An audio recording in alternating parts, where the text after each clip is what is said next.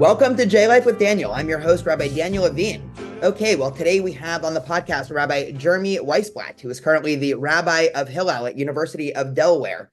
After serving in a congregation in Pittsburgh for about 6 years, Rabbi Jeremy graduated from HUC, Hebrew Union College, in 2014 after switching from JTS, which is the flagship conservative rabbinic seminary. So we will definitely get to talk about all of the ins and outs of the liberal Jewish community, the dynamics between reform and conservative. So stay tuned.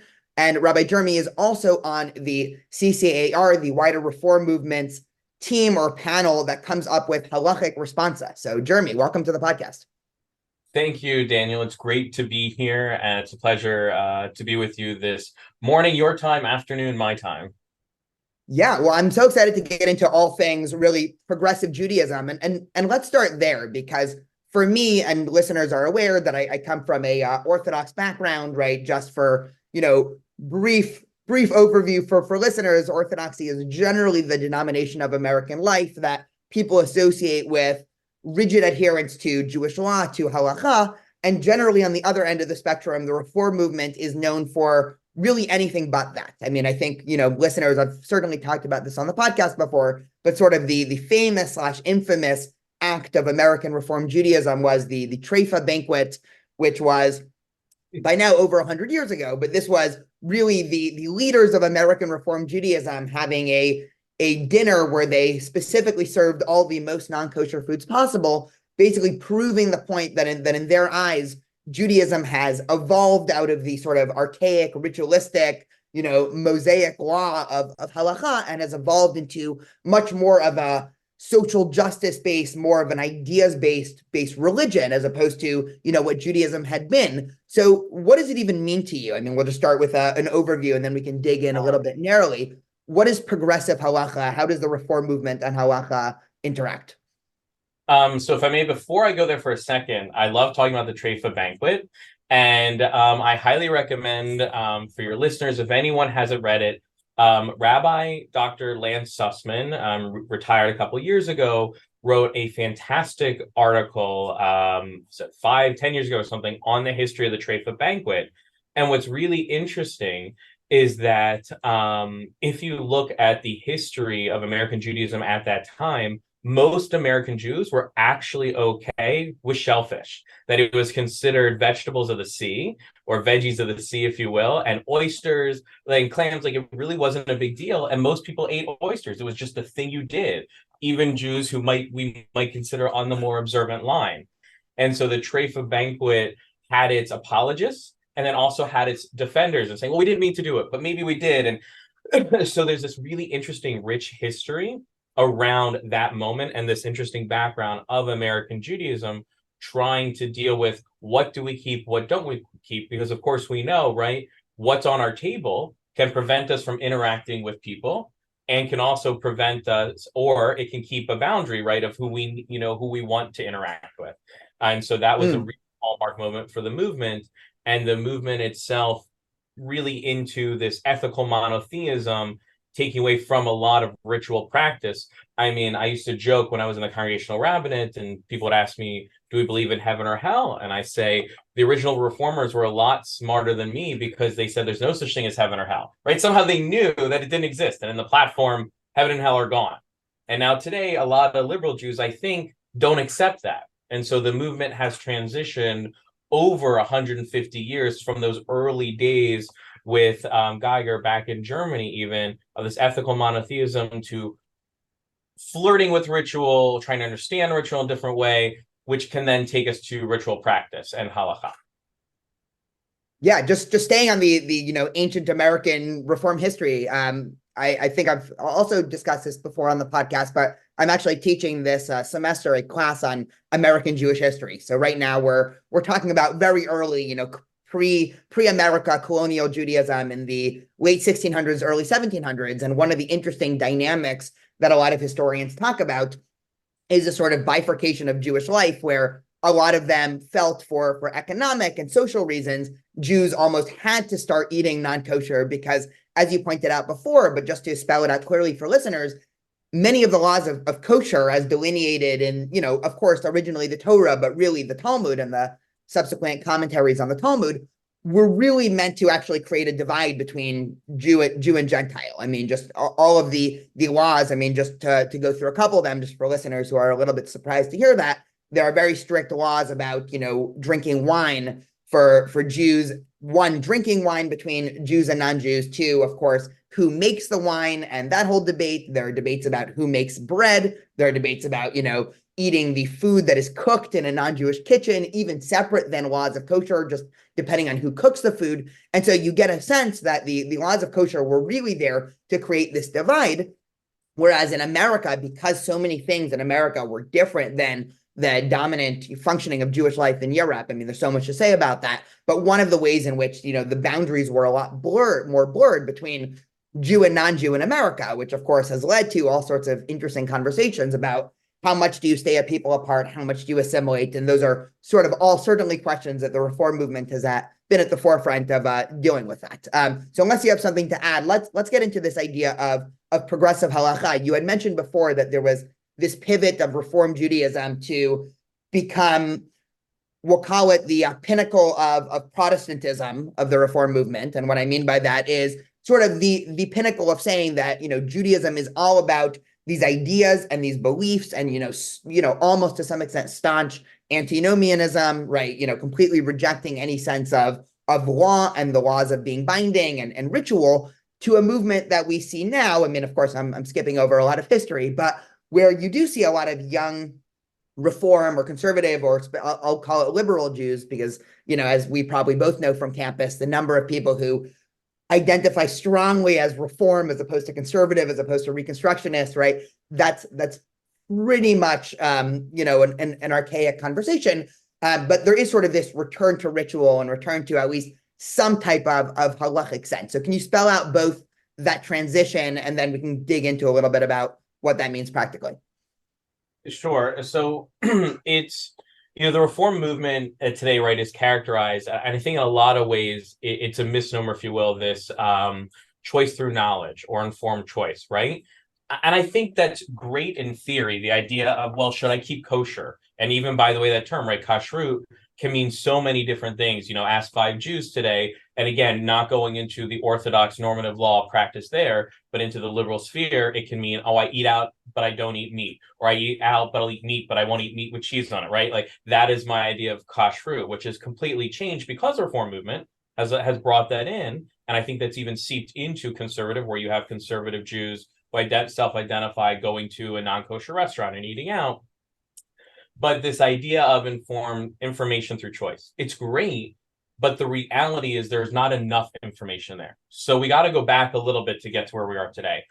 Excuse me. So the original Reform rabbis were what we would now call Orthodox, right? There was no such thing as Orthodox until Reform came into play. You have something to represent Orthodoxy, right? This original, if you will, which of course it wasn't, changes. But those rabbis, in order, if you go back to the founding days of HUC, of Hebrew Union College, before it merged with JIR to be HUC JIR, the entrance exam, you had to know 150 dapim, let's roughly call 150 folios, 150 pages, if you will, of Talmud. There's no requirement like that today whatsoever. And even in the most advanced Talmud class that I took with Rabbi Aaron Penkin, Alav Shalom, back in 2012, covered maybe 10 to 12 dapim in total, right? So you're talking about the most advanced today, there's maybe 10 to 12 in a class, versus 150 years ago, you had to know 150 pages. So anything being rejected then, and this shift to ethical monotheism and rejecting, as in the Pittsburgh platform talks about, anything that doesn't raise this sense of spiritual self and this decorum, right? This Protestantism, which really Reform Judaism is modeling after the American religion, so it can be an American Judaism, is tossed out. But those guys, and yes, they're all men then, knew what they were tossing out, right? When they're shifting Shabbat to Sunday, when they're saying we're not going to observe kashrut, when I'm going to be comfortable lighting a match on Shabbos, doing all of that stuff, I know what I'm throwing out because I have that knowledge and I'm living that practice. That is completely different than what we see today when the average student, right, going in doesn't have that background. I'm not saying, and I want to be clear, one is better than the other, but there is a difference. And I think we have to say, yes, there is a complete difference. What's interesting, though, is that it goes from that shift in the 1850s, 60s, 70s, 80s, and it really hits that high mark in the early 20th century. And then there's a change somewhere along the way. In the 20s to 30s, the CCR develops for the first time this responsive committee, this idea that all of a sudden we're getting Jewish questions still. And responsa, right, is the oldest form of Jewish literature, which is somebody writes a question, the rabbi responds. Right? It's the oldest and largest genre of Jewish literature that we have. And something spurs that says we're still getting these questions. One of my favorite questions that I read was, is it appropriate for a rabbi to go to a dance on Friday night? Because that was the thing that was done. And the response from the Reform movement says, absolutely not. The rabbi shouldn't. The rabbi should be observing Shabbat, should go to shul, and go home and be with his family. And so that shows us that there is this idea of halacha, and again, I can get to like, what does that mean, bichlal, like writ large in their movement, but there's this idea that there are things outside the boundaries. So contrary to popular belief that some might have, that Reform says any and all is okay, there's actually a sense that no, there are things outside the boundary, outside the pale of what is accepted, or should be, I should say, accepted Reform Jewish practice. Yeah, there's a fascinating article. It was published by Tablet. I believe the scholar was named David Graysberg. He's a scholar of sort of early modern Judaism, and he has this fascinating analysis of the Inquisition and how it affected Jewish life. And I promise this will be relevant in a second. I'm not just completely bringing us on a tangent, but he discusses how Judaism in its sort of quote unquote natural form never really had a systematic set of theology or beliefs. And, it's hard to call Judaism a religion in a classical sense. And, listeners are probably well aware that, Judaism is this mash of ethnic and religion and action and culture. And, if you went and took a poll of Jews in the 1500s, no matter where they were, 1500s is probably a bad idea. The 1400s, let's say before, the expulsion from Spain, most Jews probably wouldn't be able to spell out exactly theologically or philosophically why they're doing everything they do. They're doing it because, to quote Fiddler on the Roof, they're doing it because of tradition. And the interesting move that the Enlightenment and subsequent Reform Judaism makes is to initially bifurcate those two and to say, no, we actually have, we can analyze through, rationalistic and philosophic and, very much taking from the Greek tradition, and we can try to analyze Judaism in some sense, but then it creates a problem because there's very little in Jewish life and sort of the interesting, and I will use the word indigenous, even though it's a loaded term, but sort of in wider indigenous Jewish life, we don't really have, deep, well thought out reasons for why we do everything we do. Obviously, later commentators, especially the Kabbalistic tradition and Hasidic tradition, right? They're going to try to give post priori or post facto reasons for everything. But a lot of things we do are really just because of tradition. And this is the bread and butter of Jewish life. And, the same way that I can't rationally spell out why, Super Bowl Sunday, the number of barbecues grows. Obviously there's some sociological reason, but there's no, divine philosophic reason for Jewish practice throughout history. It was a lot closer to there. And I think, what I hear you saying, you let me know if you agree or disagree with this, what the Reform movement sort of slowly began to realize is trying to make Judaism all about the intellectual theology and philosophy behind it. You're almost departing too quickly from Judaism. And a lot of Jews are naturally almost wanting to go back to the bread and butter of their tradition, which is our rituals, even if those rituals make very little sense. And so now the Reform movement is in a very interesting place where it wants to keep its intellectual tradition and post-Enlightenment and now, 21st century ideas of the world and progressivism. And then also there's this constant desire to go back to just the ancient and the raw. And I think, maybe we'll discuss this in a little bit. I think it's also connected to why, every Reform synagogue now, and, it's the same, of course, with Hillel, our primary co-Jewish organization is Chabad, which is on a spectrum. There's nothing that could be further theologically between Reform and Chabad. Chabad is all about ritual and action. And yes, would you like to put on tefillin, even if you might have no idea what these things are, right? That gets into sort of this more ancient connection to Jewish ritualistic roots. So do you see that as sort of a design flaw in Reform Judaism, or is that something that's being corrected for now? I don't know if it's as much as a design flaw per se within the movement. I think I will say, and I have said as a rabbinical student and then as an ordained rabbi, and I know I'm not alone at this idea of informed choice is inherently flawed. If we're training generations of rabbis and limiting the amount of information, at some point along the way, you're going to forget everything or not know what you're even throwing out. And, for example, right, the Siddur, the Reform Siddur doesn't have all paragraphs of the Shema. Well, we now take for granted, right, Kriyat Shema. However, you wouldn't know that until you go to Hillel sometimes, or you go to college, or you go to another synagogue. Like, wait, what are we doing here? And the rationale for that and why we did that is known by the editors of the Siddur. And one of my doctoral advisors, Rabbi Rick Sarensen, Dr. Saracen at HUC in Cincinnati, wrote the article and argued for it. And it wasn't, but he knows, but the average right Reform Jew doesn't know, doesn't understand, doesn't have that reference point. So I think there is a flaw certainly within that. And I think the movement is going away from that. I don't think it's found a new answer for that. What I think it's also a yes and to what you were talking about. The movement really also wanted to be an American movement, a modeling Protestantism. Protestantism has that decorum, the co-ed seating, right? It's dealing with theology, high church, as we're calling it, right? You've got the organ, right? There's certain things that are going there. And there's also the struggle to assimilate. And when you're wearing different clothing, different practices, right? Kashrut, certainly, observing Shabbat, those things, it's harder to integrate fully into America. We became wildly successful. And in doing so, also, there was a loss, if you will, right, of that practice within the movement that I think begins to rediscover. And we really see this in the 70s. Time magazine had on the front page, and I think it was the early 70s, and said the question was, is this the new Reform Judaism? And it was a rabbi wearing a kippah and a talit. And it was a huge furor in the movement. People like, wait, students are at rabbinical school are wearing a talit now, and how could they do that? Now today, you'll see the majority wearing a talit during morning minyan at HUC. Still a minority. I was among them, right, who wore tefillin, but that's not considered an oddity.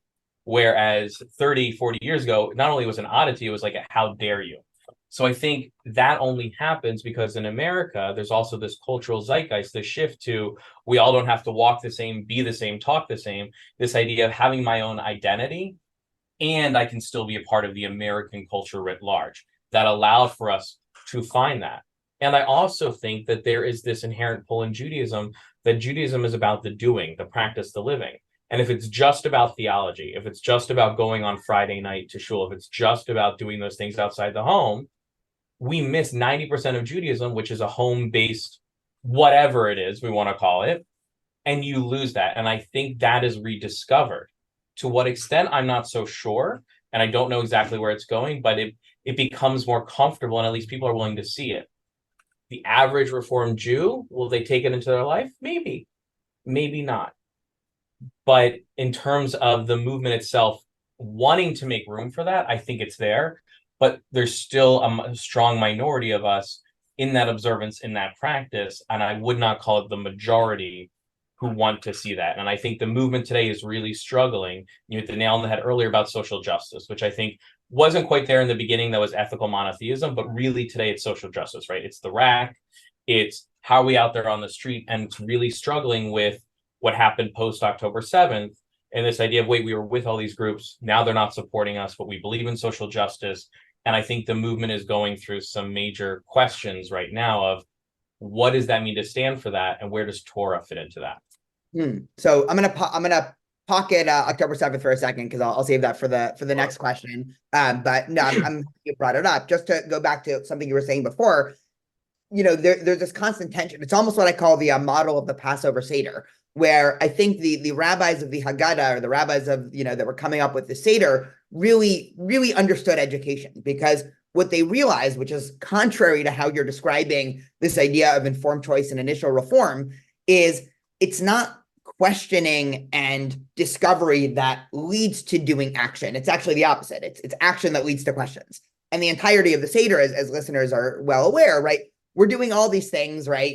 We have matzah and we have the salt water and we have, this invented thing called karpas, which, is the celery or parsley dipped in salt water. The rabbis in the Talmud explicitly say the reason why we do karpas is not for any reason other than kids will be sitting at the table wondering why we're dipping celery into salt water and ask, and it's an opening to conversation about, why we do rituals. And so there, it's specifically the fact that when you grow up in a community that has ingrained rituals, at a certain point, I mean, I certainly, had this awareness one day from the time I was, 12 and 9 months. So, a couple months before my bar mitzvah, I was expected to put on tefillin every single day, except for Shabbat, of course.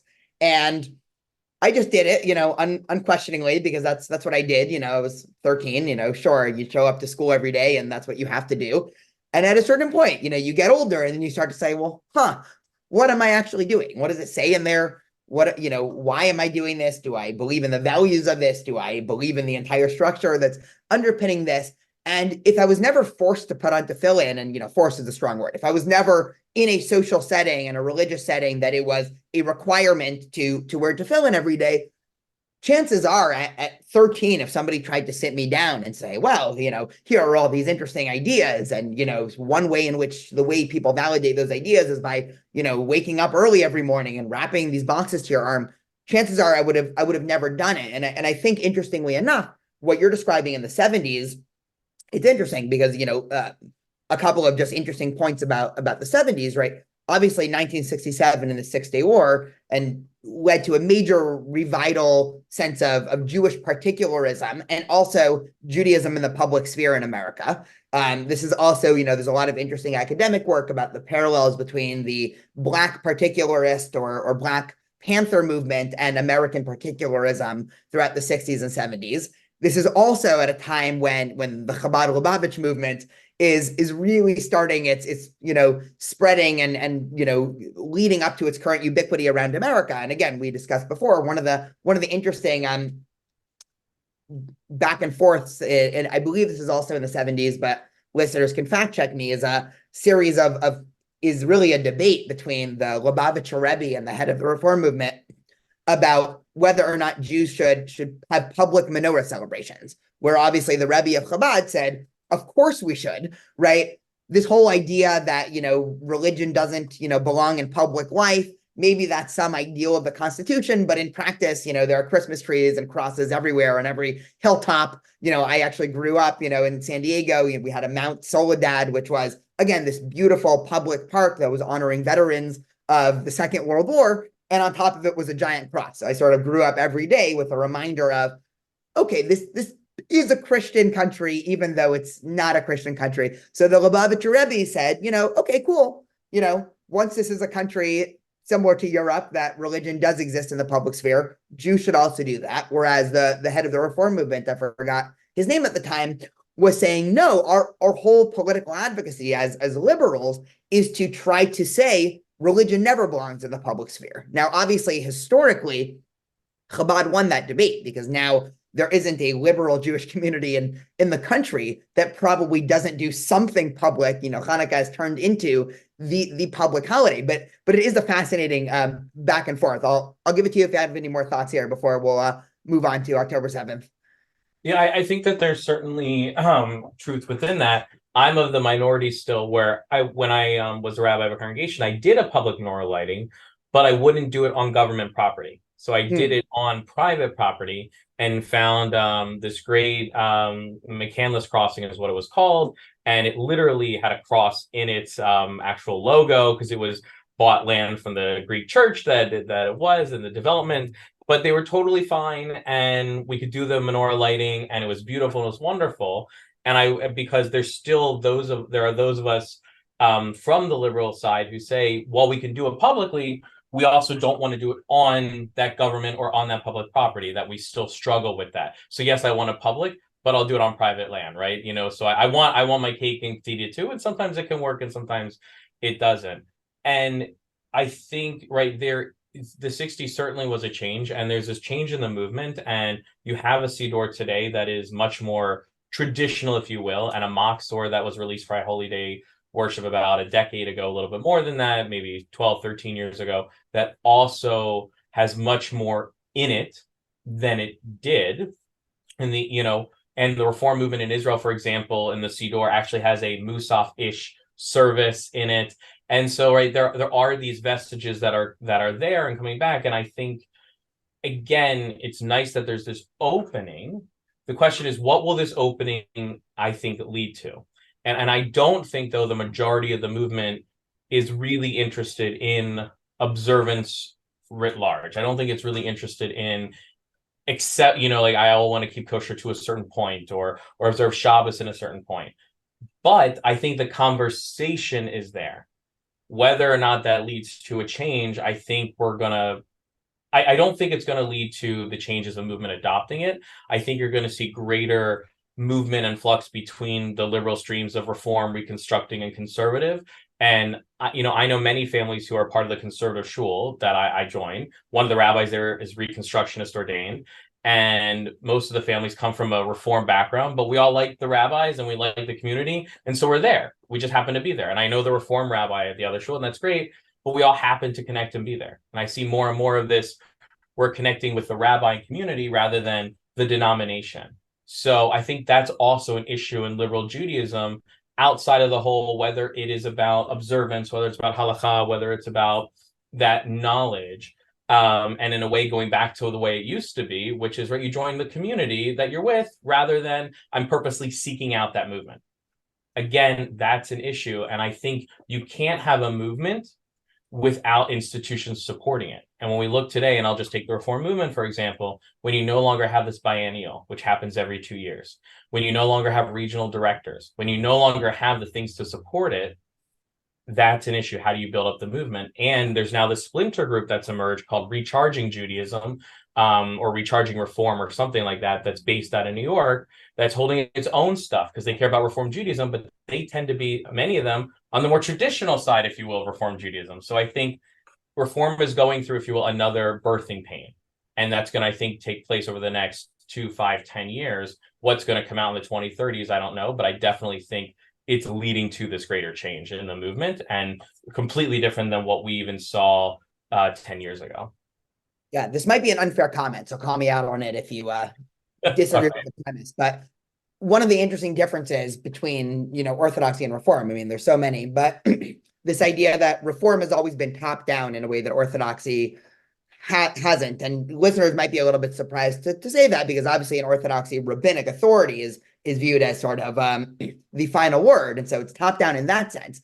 But in terms of the natural evolution of the community, there, of course, has been an evolution in the American Orthodox community in the last 150 years. I mean, we can do a whole podcast episode on that. Certainly the community that I come from, the modern Orthodox community, even in the past 40 years has undergone major, evolution. But a lot of times that change happens bottom up. It happens because of wider sociological changes, right? Probably the biggest change in modern Orthodoxy that's occurring right now is feminism in modern Orthodoxy, right? All sorts of fascinating conversations.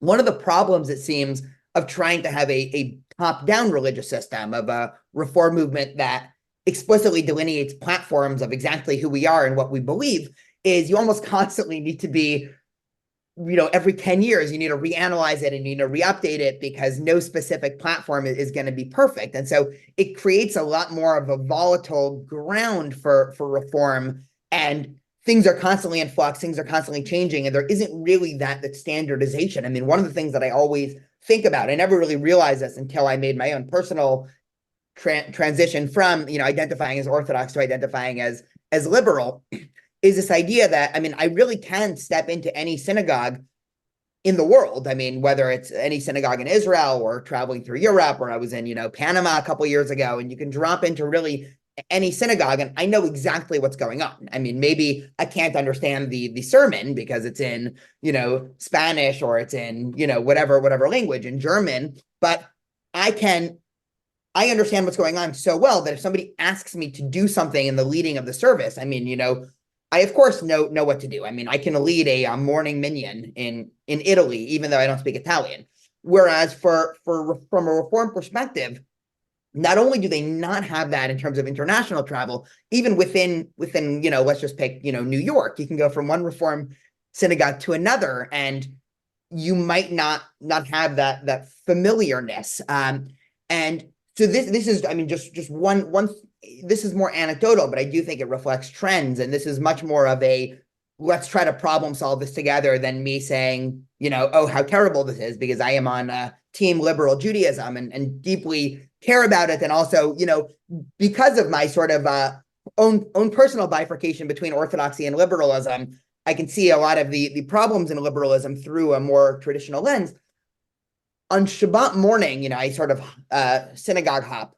And so a lot of the liberal synagogues around, on a typical Shabbat morning, 15 to 25 people, maybe 40 people if there's something big happening. And these are synagogues that are well funded. This conversation, this might get me in trouble because, of course, I work for one or two of these synagogues, but well funded synagogues, beautiful buildings, everything like that.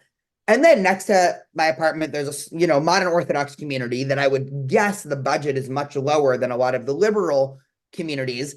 And Shabbat morning, easily 200 people with young families and children running around, and massive kiddish lunches, and just the vibes feel like it's vibrant, it's alive, it's dynamic. There's and this is what I consider a plus. There's at any given point there are 50 people not in the synagogue but standing outside in the hallways talking. You walk in and you feel like, okay, this is energetic. The loud noises of babies crying, and it just seems like that's working. And something is, again, this isn't like a well-defined question, but it's just something personally. It's a personal point of almost pain for me, because ideologically I'm much more on team liberal Judaism, but I'm even thinking of, what synagogue environment am I going to bring my kids to?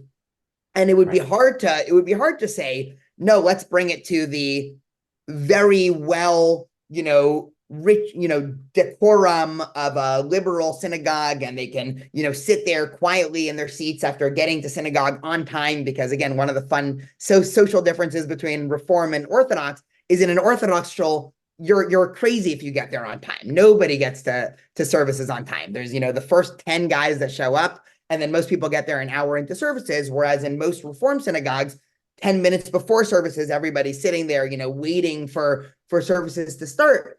And, I'm just thinking in terms of my own, family life. And it's going to be hard to say, no, I'm actually going to forego the Orthodox experience for one of these. So I know that isn't really a well-defined question, but I'm curious. I'm sure you've had these thoughts also. I'm curious if you have any, ideas or qualms or anything like that. Sure. I think you get to, funding issues aside and all of that, the core thing that I raised earlier, which is Reform Judaism, liberal Judaism, is struggling with this. What does it mean to be Jewish, right? Judaism as a verb. And to go from this where it used to be authoritarian, right? Top down, the rabbi and cantor are leading services, to now it's supposed to be more participatory. Depends on the shul and what's happening. Generally, though, the rabbi leads the service and isn't, you don't have other people being the shlich tzibor, right? The congregants, right? To be involved and active in that way. What does it mean to be actively Jewish? And I used to ask my confirmation classes, their topic was for the year, how do you Jew? Because I wanted them to get to the idea that Judaism is not just a thought thing, or not just you show up on a Friday night, but it's something you can actively do every day. And a congregant once asked me during this process, one of the parents said, Rabbi, how come your kids know the Shema? My kids at the time were like 4 and 2, 4 and 1. And I said, well, because I do the bedtime Shema every night with them. And now my son is old enough at 6. He's like, I'm going to do it without you. We don't use a sitter. I do it all from memory. And now he's doing it with me and is saying it. And I told her, because I do it with them every night. And she said, well, do you expect that of me? I said, well, I think it'd be wonderful if you do. She goes, no, that's why we pay you, Rabbi, is so that you're the one who does it. I don't want to do it at home.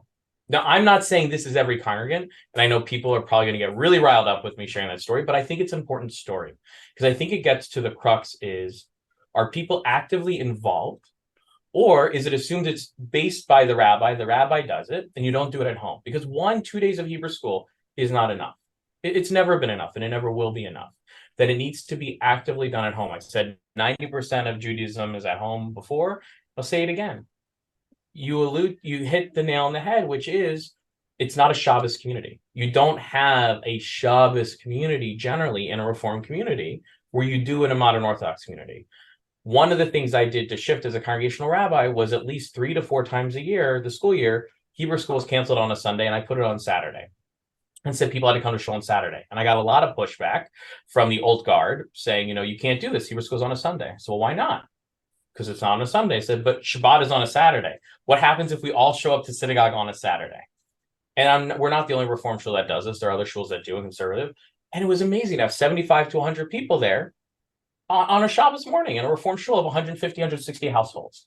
And what I'm saying is it can work, but it has to be modeled. It has to be a cultural change. You have to want to do this. And I don't know if that's where the movement's really going and really wants to have a Shabbat community and Shabbat practice and ritual. And so I go back to the question of, and what I led in a Reform shul, how do you Jew? And each kid came away with a different idea. And I would argue for that parent too. Kriyat Shema is probably not important, but it might be something else. And so I think the question is turned on its head for Reform Judaism, and it becomes, how do you Jew is different. It's going to look very different from a modern Orthodox community where you're going on Shabbos and you're davening and you're doing all that and having Kiddush luncheon, where that may not be the value that's held, but the other value that's going to be held is probably social justice. It may be, fundraising. It may be, food fundraising for this nonprofit and say that's our Jewish value and this is how we Jew. I think then if that becomes what it is, and I really think that's what it's becoming, and you redefine it that way, then you also need to connect it to Judaism, and you can't lose the social justice aspect you can't gain social justice and lose Torah. I think you need to keep the Torah with the social justice. And I think that's a current struggle. So again, it's how do you Jew? It's different in those communities. I don't say one necessarily is better than the other, but you're going to like this one, I'm going to like this one. And it's a matter of having leaders building that up, then saying, okay, so if it's not going to be showing up on Shabbat, how do we continue to infuse Torah and practice in a different way if it's social justice? And I don't think that question's been answered yet.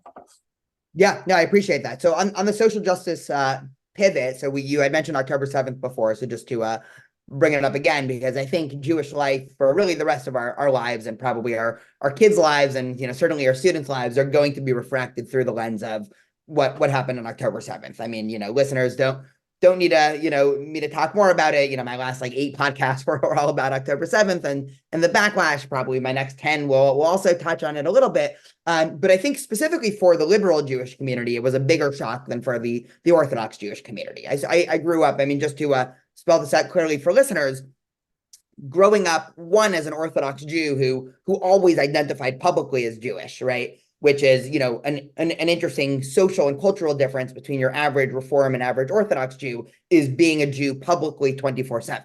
So growing up, anybody that was in an Orthodox community was automatically, I would argue, attuned to anti-Semitism on the streets of America more than your average Reform Jew.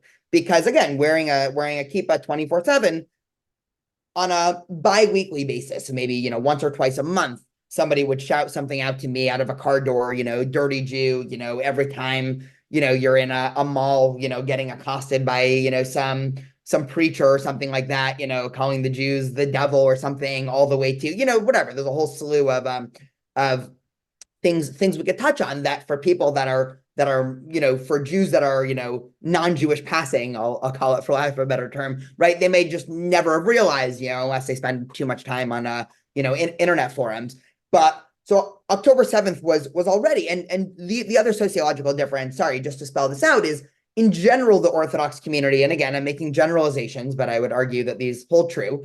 The Orthodox community cares a lot less about intercommunal outreach than the Reform Jewish community, meaning the Orthodox Jewish community is happy being an Orthodox Jewish community. They don't necessarily want, certainly not interfaith. Famously, Rabbi Joseph Soloveitchik, the founder of American Modern Orthodoxy, actually said that interfaith conversations were forbidden by Jewish law. But even in terms of social interactivity, I'm not saying Orthodox Jews don't care about wider social justice in America trends. I'm sure, if polled, they do. But just realistically, growing up in an Orthodox shul, I don't think we ever did any public, social justice thing that went beyond our community. Again, all sorts of things to unpack there. And so it was just a lot less of an effect, the shock of, oh my God, why is nobody coming to our allyship? And why does it seem like everybody, hates us? And what is happening in the post-October 7th? Most Orthodox Jews shrugged and said, oh, of course, right? Like, this is, and, their politics in Israel generally reflect more of a right-wing political disposition, which already has this idea that sort of everyone on the outside hates us, right? I'm being very terse here, right? But for the liberal Jewish community, right, it's the opposite on almost all accounts. I've talked before on the podcast about how October 7th was certainly a shock for the Israel peace camp. I mean, to the extent that we can talk about there still being a contingency in Israel that believes in peace with the Palestinians, this was a huge shock to the core of that camp, especially because, as listeners know from previous podcasts, the kibbutzim in the south that were attacked on October 7th were actually tended to reflect the most liberal elements of Israeli Jewish society. I mean, the people from these kibbutzim, they were specifically the left-wing protesters that were out there trying to get more rights for Palestinians in Gaza and try to push for a two-state solution. So a lot of shocks there. I'm sure only history will tell of how that affects Israel. But on the American level, there's also some fascinating split, for lack of a better term, in the Reform community, where it seems like, and then I'll hear all of your thoughts and agreements or disagreements on this, it seems like some of the Reform Jewish community is doubling down in sort of the social justice-ification of Judaism and saying that if our social justice and our allyship, with either the LGBTQ community or the African-American community or just general, minority communities, if that is leading us to a path where we are actually now forced to basically be on the quote unquote very critical, if not anti-Israel side, okay, we'll be led there and we'll stand there with ceasefire signs and block freeways, just like everyone else. And then the other half, I don't know if it's exactly a 50-50, but the other chunk of the Reform and liberal Jewish community is having a wake-up moment and saying, oh my goodness, what is happening, right? We have to completely reanalyze who we are, our disposition, our universalism versus particularism. And there's a real return to Jewish particularistic roots, which includes Zionism, that I'm seeing from the other half of the liberal Jewish community. So I'm curious to throw that to you, both in your experience. I mean, you can talk about campus, which listeners are always, fascinated about, or just your wider, from your vantage point as, a staple of a whole variety of different liberal Jewish communities. So there's a lot to unpack there with the question and the background and everything. I think, I can't comment on exact numbers. I don't even know if we have polling data yet, although it'll be interesting to see if Leading Edge, Pew, or others would have that data for us. I think you're hitting on one part of your comment about what is Israel to the liberal community. And there were those of us who, I myself was more, I would say, center right in terms of Israel. And, I married into an Israeli family. So, my father, Alav Shalom, was a rabbi who was with AIPAC and supported, right, and lived in Israel for a year, right? So I come from a family that's already a Zionist family. But what's interesting, right, is I see one of my brothers is 17 years younger than me. And I see in him what the question is, will Gen Z, right, then Gen Alpha really connect with Israel? We were already even seeing that with the very end of the millennial generation. Are they going to care? And I think before you even get to Israel, I think part of it is you have to look at the American experience with anti-Semitism. And unlike our European, Latin American, even Canadian, counterparts, anti-Semitism in America wasn't to that level. I think October 27th in Pittsburgh, and I was a rabbi then in one of the communities that happened in Pittsburgh, began to shake that sense of complacency. But it really was Israel which did. And you're right, it was October 7th in this idea of left-leaning organizations. I was among the minority of some of my colleagues because of some of the feedback and pushback I was getting even before that. And I was doing a lot of social justice work, but was concerned with some of the comments, was concerned with seeing, Jews kept out of pride parades and other things because we're Jewish, because we believed in Israel, right? I wasn't surprised. I was disappointed, but I wasn't surprised to see the reaction personally from these organizations. Chuck Schumer stood in the Senate chambers and said in November how, we are shocked, like liberal Jewry is shocked that all these people we help support and march in the streets are not marching side by side with us. I don't think it's a surprise, though, if we were more critical of and pay closer attention to things that were being said prior to October 7th, that I think that there were breadcrumbs there. It has definitely affected the liberal community. And I think there's a crisis of conscience. There's a crisis of identity. What does it mean? I don't think it's causing people to give up that connection to social justice. I think it's causing them to give up those communities. But I know for a fact, and I've seen it here on campus, and I've heard from other colleagues, directly one-on-one, right? Not, hearsay, that it's causing people to ask questions. It's causing people to think twice about who they're going to partner with. Luckily, for the most part, thank God, we've been okay here at the University of Delaware for the most part, but I know that's not the case everywhere. In fact, this issue about Israel and partnership was why this Recharging Judaism, Recharging Reform conference started literally right before October 7th. I think it was May or April of 23, was to connect more young Jews and young Reform rabbis to Israel. And that's what it was about, and getting Israel back in the conversation. There's definitely a rift. There's definitely this anti-Zionist wing. And that scares me. That scares me because, unfortunately, through history, when it's good, it never stays good. Rabbi Sachs, wrote in one of his books about Pesach, and it was relating to the Covenant Conversation series. If you're familiar with it, if not, go check it out. I don't get paid by Corin to say that, but it's a great book, and talks about how when things are good, Jews tend to not be as closely connected to the Jewish community and observant. And when things get bad, we suddenly come back to it. And that's been a constant cycle in Jewish experience for thousands of years. And I don't know what would lead us to think that just because we were blessed with a ridiculous golden period in America, that wasn't perfectly golden, right? There's still anti-Semitism, the gentleman's agreement, all those other things. But it was, compared to anything else we had experienced, to make people think that it wouldn't change for us. Because it did change. And I think we as a liberal Jewish community have to come to terms with what does that mean, who our partners are, and what does it mean to not support Israel right now. I'm not saying I agree with everything the Israeli government is doing in response, but still not to be supportive of that and to not have a Jewish state. And I think it is vital to the Jewish experience, vital to Judaism writ large, that we have a Jewish state. Is it perfect? No. Is it the state that I dreamed it could be? No. But I think we need to support it. And just even in saying that puts me outside the pale for a lot of people within the liberal world. But I think we need to not be afraid to have those conversations. And I'll just end by saying people, I think, are feeling more comfortable in the liberal sphere to have these conversations now that they weren't prior to on October 6th. Again, what are they going to lead to? I don't know. But at least people are now having these conversations about Israel, about anti-Semitism, and the reality of being a Jew in the world, even a liberal assimilated Jew. Yeah. I guess I'll say a relatively strong comment, and you can see if you have any reactions, then we can pivot to our final. I definitely want to talk about your doctoral work. It's because I think it's fascinating, and also just especially given our conversation, it's fascinating because listeners will be pleasantly surprised to hear that you're doing work on medieval Talmudic, mostly legal scholars. So we'll talk about that in a second. I'm convinced, and I don't think this is just my emotional hope. I do think this is based off my intellectual just awareness of Jewish history, although, maybe you can call me on that if you disagree.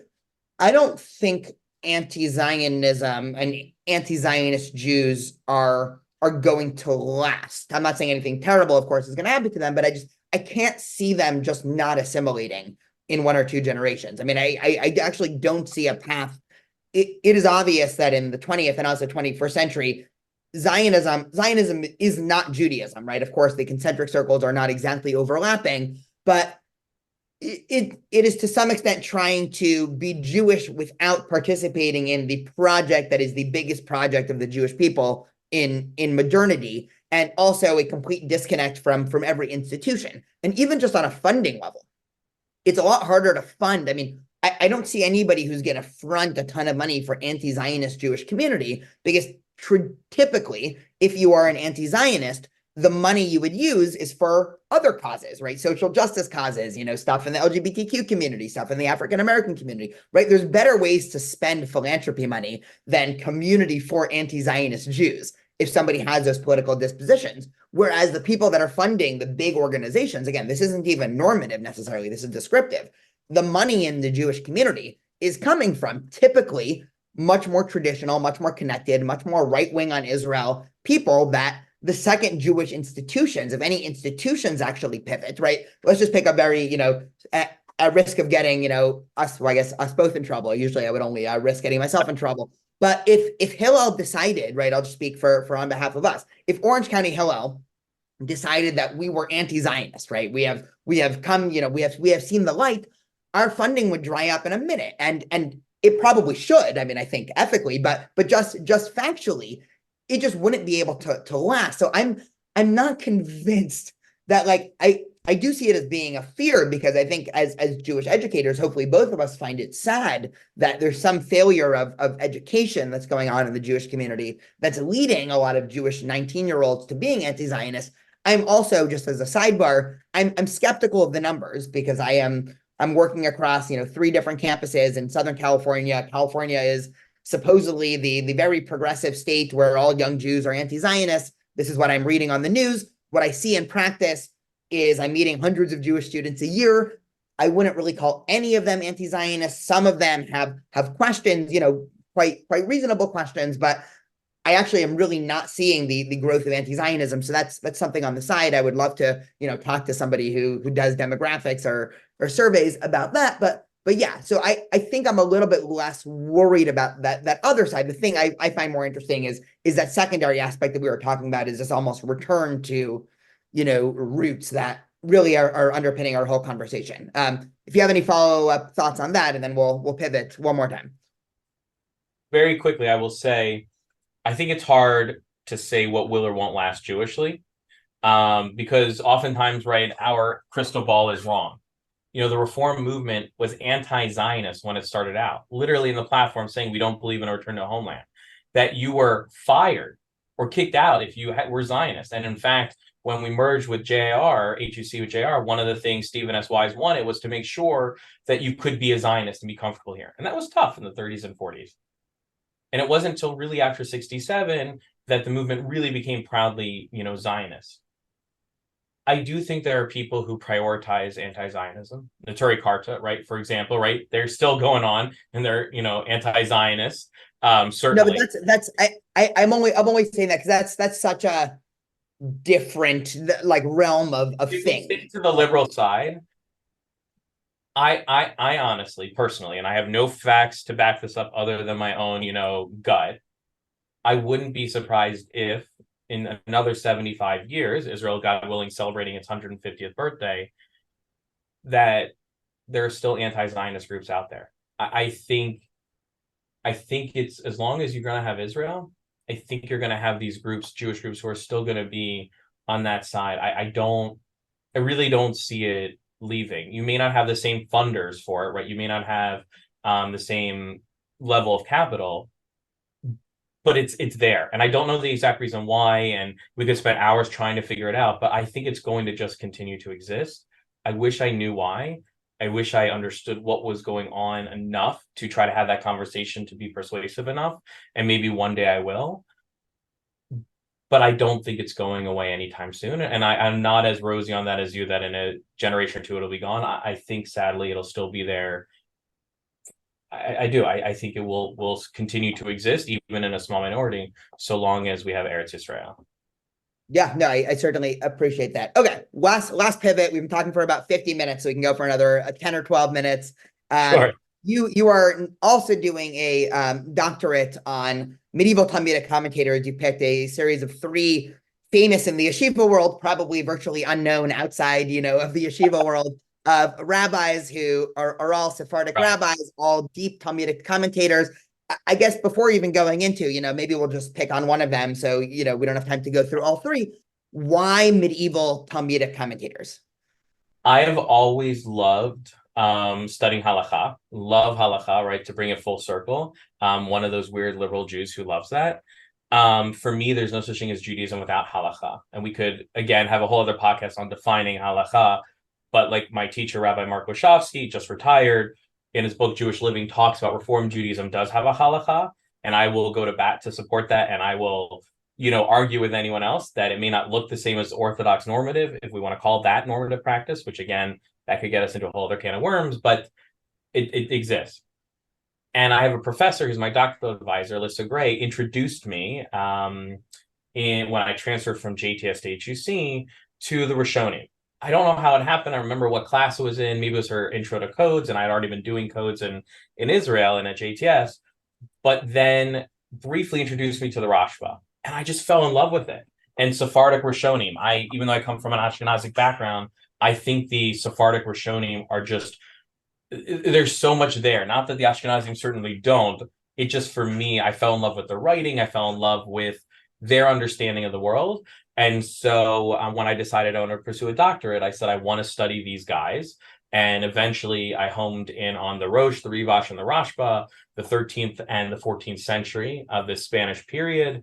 And the idea of, if you will, the Jewish experience of boundaries between Jews and non-Jews, because I find that issue is always going to exist as long as there's Jews in the world, God willing, maybe forever, right? That we're always going to have these issues of boundaries and questions and what does it mean? And I wanted to understand, what did that look like for Jews then? Fascinating. So let's just dig in on the Rosh, because he has quite an interesting biography, and there's also a lot of interesting things in his life and his commentary that touches on this. The Rosh is also known as Rabbeinu Asher, just for listeners. You had told me this before. I didn't know this, that he started off in the Ashkenazi world. Once I looked it up, he started off in Italy, I believe, and then came down south to Toledo. And you can correct me on the facts of that. The one thing that I do know, just interestingly about the Rosh, is he was involved in the famous or infamous ransoming of Rabbi Meir of Rottenburg, which I think touches on both weirdly on historic events and also what you're saying in terms of boundaries. Can you just give us the story in brief, and then we can talk a little bit more about Rabbeinu Asher's Talmudic work? So, full disclosure, I'm not as familiar with that episode because that's not the focus of my dissertation. But there's this big concept in halakha about, and that really happens in the medieval world, about whether you should pay these non-Jewish authorities, generally Christian authorities, for ransoming famous Jewish people. And usually they would take the rabbi or someone wealthy or whatever, hold them an indefinite period of time, and the Jewish community would have to come up with this money in order to get them back. And I believe Rabbi Meir is famous for saying, you don't need to ransom me. Like, I need to stay forever. And I believe the Rosh came out saying, we need to kind of figure this out, that we can't keep being beholden to this. And this is what I love about the Rosh, and why one of the reasons I picked him is my theory and my thesis going into this is that halakha is not a system that can be predicted, where you plug in a question and an answer comes out. That in fact, it is based upon a judge's, that is rabbinic authorities' experience in the world, their own personal understanding of halakha, and the goal that they hope to get to already at the beginning. Now, sometimes a judge is willing to be influenced by the law to a certain extent, but I think oftentimes I believe that they have this goal in mind. And my thesis is that their goal is the preservation of Jewish community. And they permit or deny permitting based upon how that will ultimately affect the Jewish community. And so if you look at Rosh's responsa, which I've done, and I've taken 5 or 6, I take 5 or 6 and go into great detail about it, you're looking at different cases where, for example, there's this case where Rabbi Judah writes to him, and this is a famous rabbi who's also a physician, and he is with Don Juan, right? One of the big rulers of or ruling parties within Spain at the time. He's the son of a king. And there's this issue where he writes to the Rosh and says, Rosh, am I ruling the right way? A Jewish woman falls in love with a Muslim man. She gets pregnant by him. She ultimately has the kids. The boy dies. The girl lives. She has twins. And the ruling from the community is that she's supposed to have her nose chopped off, pay a certain amount of money, and this way she becomes ugly to the man, and that he wouldn't want her. The reason being, of course, is that... Sorry, the ruling from the Jewish community there? Yeah, the ruling from the Jewish community.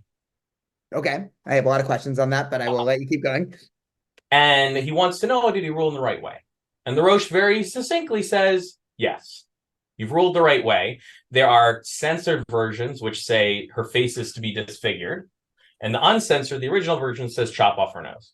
The reason being is to dissuade other people from this behavior because there's gossip going around. There's lashon hara, right? Running around, oh my gosh, and talking about it. And so people, the ruling is to make sure that other Jews shouldn't think it's permissible to violate the communal sexual societal norms, to go out with someone of another faith, to sleep with them, violating the law, and having this child, and the child was being taken and converted into Islam.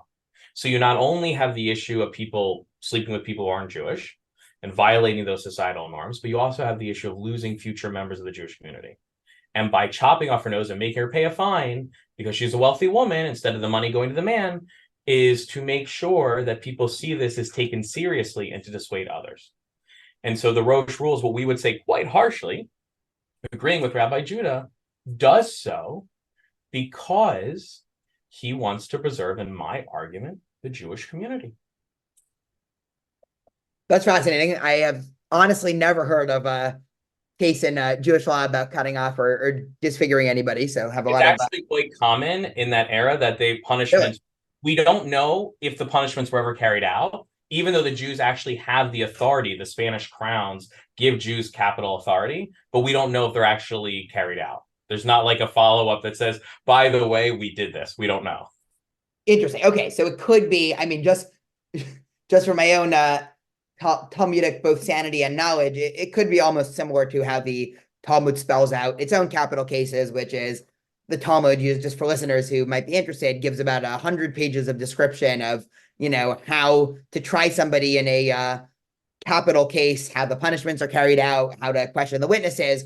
And then at the very end of the Talmud basically concludes, oh, by the way, we've never actually done this. A court has never actually. That they don't say, though. So we know some of them may have been carried out. Others we're not sure. But we do know for a fact Jewish communities sometimes were given the power by the Christian authorities to self-enforce to the point of capital punishment.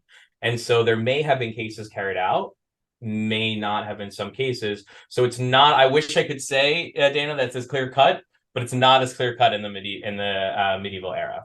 Got it. No, that's fascinating. So Rabbeinu Asher's whole thesis, as you're putting forth, is that halacha. I mean, it's almost thinking about this in terms of modern American law, because that's probably the lens that a lot of listeners are more familiar with than ancient Babylonian Jewish law in the Talmud. Is almost a I believe the philosophy is constitutional realism, where kind of what you're saying. Well, we want to have a protection for abortion rights in America.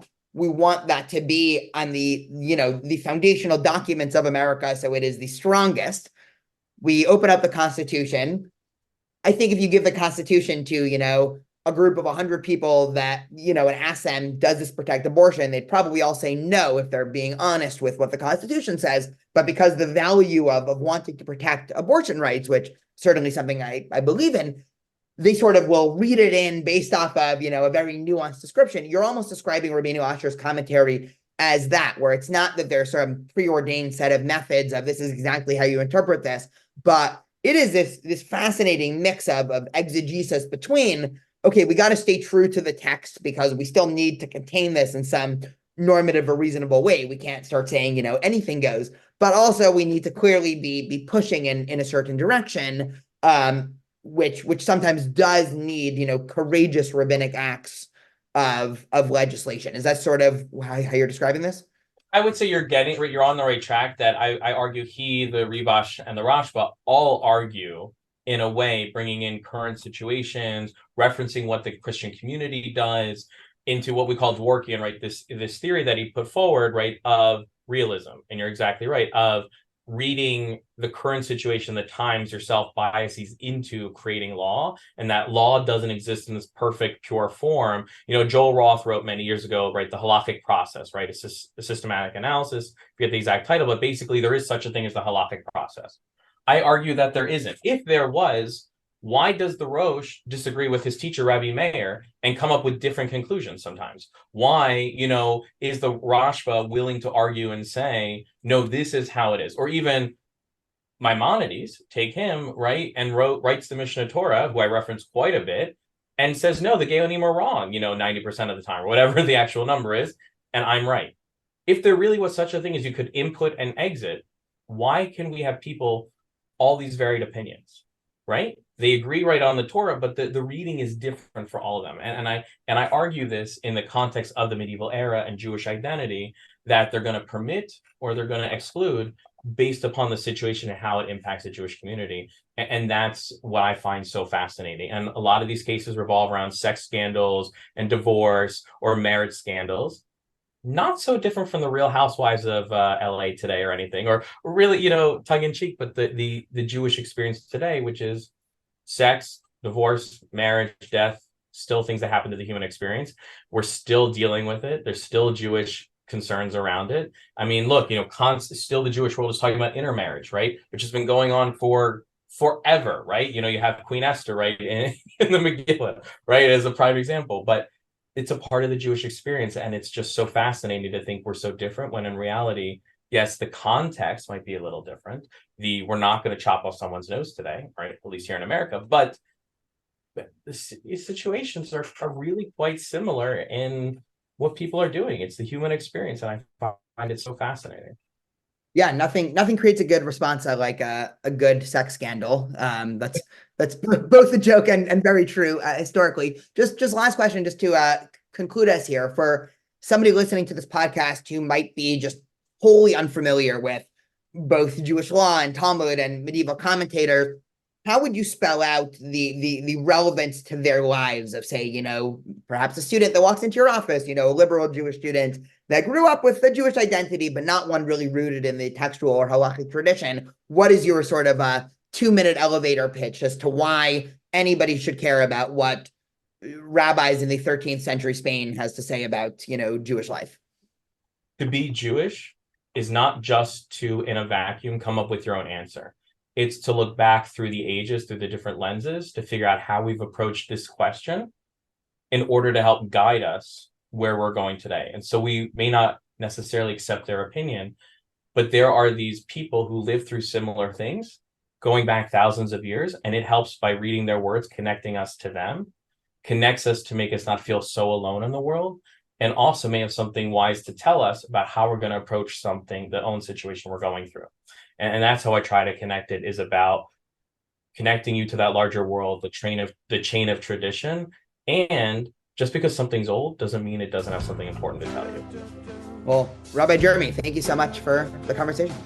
Rabbi Daniel, it's been a pleasure. Thank you so much.